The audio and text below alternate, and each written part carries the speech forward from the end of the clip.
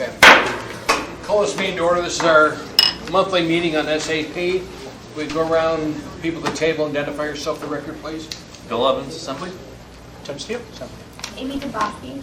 Dick Traney. Ellie Gray Johnson. Steve Peters, Paul Holman, Assembly. Lance Ahern, IT. Wade Hunter, the Peloton Group. Ann Reed, Municipality. Julia, you want to get your... Julia Tucker, Assembly Council. Just the last report. Let's turn it over to you. Okay, this is our, as you mentioned, the monthly update on SAP. We are currently in a red status on schedule. We are having still shortfalls due to business decisions and complexity of the project and normal shortfalls of resourcing. The steering committee is going to be reviewing options for us as we move forward, which is meeting on Tuesday. And there's options for go live with finance and purchasing, which is almost complete, and HCM, which is the ER payroll piece, at their meeting next week. On the finance procurement integration test, we are now 100% complete, and for those of you who may not remember, that means we've gone through 2 total integration tests of all the functionality, one with security, one without security, and all of them have been completed successfully. We have, I believe, a handful of errors that we are still correcting, but those are all correctable that we are moving forward with. The finance procurement data conversion, which is moving all the data from PeopleSoft correctly and accurately into all of the buckets on the SAP side, is 46% complete.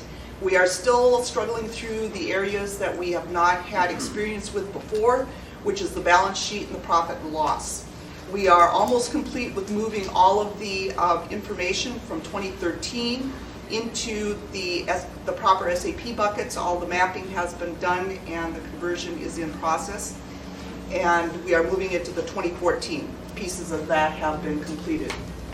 The month-end, year-end testing is going very well. We have successfully completed 2 month-end closes, which is including the FERC accounting, which is successful on both of them. And FERC is the Federal Energy Reserve Regulatory Commission. Thank you. All right, which is appropriate for ML&P and necessary for them in order to make sure that they continue to successfully report on their earnings, et cetera, from a federal perspective. The testing of the employee relations payroll processes, we're still in cycle 1, which is without security. We are at 89% complete. There were 4 payrolls that we ran in cycle 1. We are in the 4th payroll. We are doing retro testing. We took payrolls 26, 1, 2, and 3. We are in payroll 3. Those are the payrolls that spanned over the end of the year from 2013 to 2014. There were a number of adjustments due to the CBA agreements that got approved by the Assembly that changed some of the logic on how different things are handled over an end of year. So we did a number of retros, since all that functionality has now been written and is established into our testing software, that we are now testing those specific employees to make sure that that functionality works for end of year for this year. So that has taken longer, which is why we are still sitting in cycle 1 instead of in cycle 2. Cycle 2, we will do basically all the same tests again with security, with pay periods 7, 8, 9, and 10. The team has, as I mentioned, the CBA changes into the project plan and schedule at no additional cost. Those are being tested as we are working through our integration testing for payroll. Our organizational change management, which is to ready the entire organization for this, because this is a definitive change from your PeopleSoft way of doing business to the SAP way of doing business. The new roles had to be established. Those have all been mapped and reviewed by all the respective departments. There's 124 work instructions that have been developed and are in the review cycle, and dashboards which indicate for each department where they are with interfaces and business readiness have been developed and are being reviewed with the change champions, which have been identified, and actually Gail is taking that over for the municipality. So from an overall project status, this is where we stand. The development completion is still moving along. We are behind schedule, but we are staying track with the testing. So any development as it moves forward has the ability to still be tested. The mock conversion, which is what we call it, but it's moving all the data from PeopleSoft into the SAP, as mentioned before, for the ER payroll function has been completed and was completed in February. The FILO integration testing, which is the finance logistics, which is finance and procurement, we are complete with that.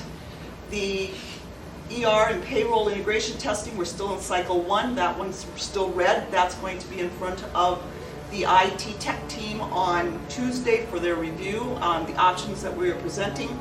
Our parallel testing has not started yet due to the fact that we are still in integration testing. We are still driving out all the errors in payroll and leave and other issues with the payroll, and plan to still do that through integration testing 2, and we'll start parallel payroll testing after that. There will be 2 cycles of parallel payroll testing in order to make sure that we can identify every single difference between the PeopleSoft payroll and the SAP payroll. Either there are a known difference, such as taxing, we do know is being done differently in SAP than it is being done in PeopleSoft. Both are acceptable to the IRS, but they are different. So there will be known differences, and we will be able to identify those, and then all the other differences will be corrected as we move forward. The mock conversion, which is moving all the data from PeopleSoft into SAP for the finance logistics, finance purchasing piece, procurement piece, is at 46%. We are behind schedule, but again, we are moving forward with that into areas that we have not tested, which is taking us longer. So, but we are moving forward. Full volume interface testing is on track. We have started some of that. It is being done in pieces and parts based on what kind of vendor it is. Most of the vendors with the payroll piece will be tested during parallel payroll, since we'll have real live data, and a couple of those vendors have requested that it be real data and not mocked up data or test data. Super user programs on track, which is to help all of the different businesses learn what the work instructions are and how to do their work going forward inside SAP. And the business readiness program we discussed on the first one with the occupational change management. Same risks exist as the last time. They haven't changed. They haven't gone up. They haven't gone down. Any questions on the risks? Don't seem to be any yet. This is actual spending to date. We are under budget still.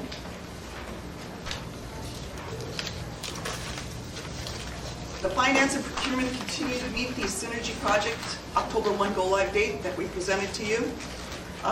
We still are having a shortage of timely, adequate, dedicated staff, and it does negatively impact this project. The ER payroll piece is very, very labor intensive. It's unique labor. They have to understand how the payroll processes work in order for us to be able to adequately tell whether or not we have a good system in the SAP side. Mr. Honeman. On the budget actually spending to date, I remember vaguely in a previous discussion that the previous vendor may or may not be owed money based on some disagreements or whatnot. Is that included in our budgets as So the outstanding debt or liability or asked or returned to us? Through the chair, what we've reported in the past is that there's a $1 million final payment due to Black & Veatch, either at the time the project is complete or 12/31 of this year, whichever comes first. And that is fully within the project budget. It's included. It's included. Yes. Anything else, Sean?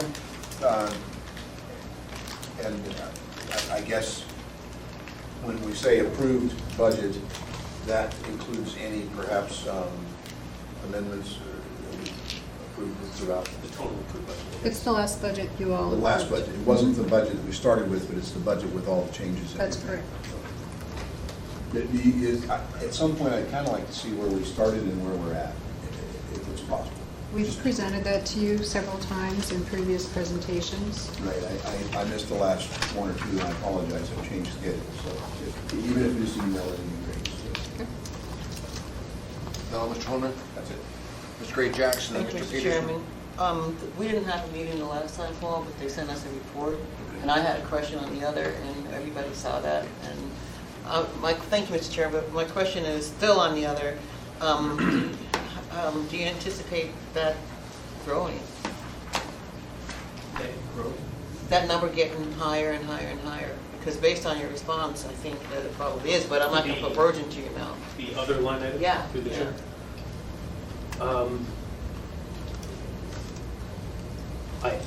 I can't think of anything specifically that would be adding to that that's not already in that bucket, so no. Okay. And can I follow up, Mr. Chairman? Yes, and Mr. Peterson, Mr. Thank you. Dombrowski. Thank you. So, what's the 100% go live date? On the current schedule, through the chair, the current date for 100% go live that we published is 10/1, and that's what we're going to be discussing with the steering committee on Tuesday. So October 1st, 2014. Yes. Okay, thank you. Thank you, Mr. Wait a Chairman. minute, I'd like to add something to that. Go ahead, When you Madam. do a project like this, there is no such thing as 100%. There are way too many risks that we are managing throughout the entire life of the project. So 100% is absolutely incorrect, okay? There is no 100% guarantee on anything. I mean, our team works as hard as they possibly can to meet deadlines, but to say something will happen 100% is not a realistic statement.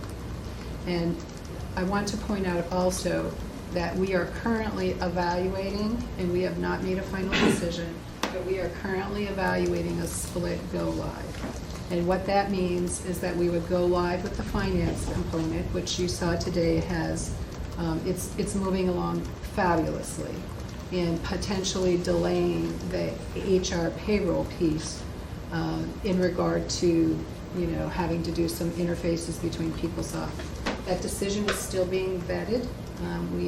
We have started the process of evaluating that and determining the impact that it has on the organization, but it hasn't been decided. It is very likely that that will happen, so it's all the more reason why 100% is not a discussion point. Mr. Chairman, may I follow up? Thank you, Mr. Chairman. I appreciate your comments, Ms. Mahoney, and maybe 100% was a poor choice of words, but I think everybody here knows what I'm talking about. I frankly mean, the deliverables in place so that it can operate at least to some extent. I know that there are issues once it's in place that we have to follow up on. I remember PeopleSoft, okay? And so, when I used the word 100%, I was hoping that folks would understand that I didn't mean we're not going to have any issues once it's out there rolling, because I know that we are. Thank you. Thank you, Mr. Chairman. Thank you, ma'am. Mr. Peterson. Thank you, Mr. Chairman. And I was just wondering, do we still have employees putting in overtime, working on SAP? And if they are, is the fact that they're working overtime on this, is that taking time away from their normal duties? The answer is yes. I thought so. Just wondering. Mr. Dombrowski. Thank you, Mr. Chair. I have a couple, and I apologize because I missed the last SAP, but I would like to go back to the potential risk slide if we could. And my question is, when I'm looking at some of the potential risks, I'm assuming this is on a scale in the red column, 1 to 10. Is that right? 1 to 3 for? No, I'm looking at the third one, third column, total risk score. Yeah, 1 to 9. Okay, 1 to 9, that's the total. Okay, so obviously the higher the risk, the more potential for delay, problems, whatever, the longer it takes. So from an administration standpoint, what is the administration doing to try to help alleviate some of these risks? Because to me, risk equals delay. Are there resources being allocated to bolster these issues, or are they just kind of hanging on until some of the other things get implemented and then reallocating those staff to then augment? What's the answer? So through the chair, I would probably ask the project manager to identify how we are mitigating some of the different risks that we've identified here. On the first one, which is the resourcing for ER, we are actively going and getting additional staff in order to augment and help alleviate some of the stresses there. The thought process being that we bring them in at a lower level and then train them and then move those people that have the necessary skill sets for the project onto the project. The second one that's red is the MLA Kronos. We still have that one on the risk slide because there are, until we get through the first parallel payroll testing, there are still a lot of questions on whether or not this will work exactly as designed. And so it would be irresponsible of us to take it off of this risk but at this point until we know for sure. So that one isn't a resourcing one. The bottom one is the data conversion readiness, and that is based on the fact that this is areas that we have not ever converted before, and we are definitely unsure how long it's going to take. It is taking us longer than all of us would have liked, but we are being very thorough, and we're making sure that all the buckets from the people staff side end up in the right places on the SAP side, which will then pass audit and make life hopefully easier once we go live with the finance procurement piece. Okay. And just to follow up, I know you already talked about the budget and that we're on schedule and everything. I just want to clearly articulate this new staff that you're actively bringing on that top line. It's within the current budget, or is this? Are you do anticipate additional costs because of those new staff members that are being brought on? So I'll address that.